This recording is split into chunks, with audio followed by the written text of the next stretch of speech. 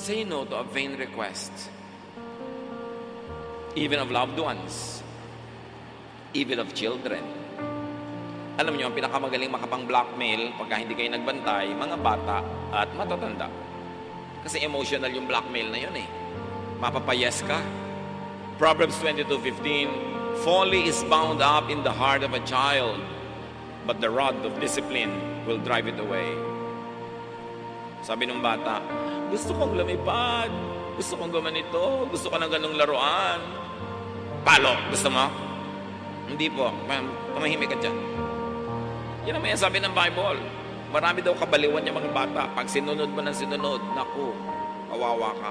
Yan ngayon ang bagong hari at reyna ng mundo mga bata. Kasi ang mga magulang ngayon sobrang indulgent, sumasamba sa paanan ng mga anak. No? Yung mga anak sobrang mga spoiled, lahat na lang inilagay, binigay. Pero sabi ni Malagtas dyan, pag-ibig anak ko'y aking nakilala, di dapat palakhin ang bata sa saya at sa katuwaan kapag namihasa, paglaki walang hihinting ginhawa. Pag pinalaki mo na spoiled, naku, lalaki na hindi maganda yung karakter, nakakainisan ng iba.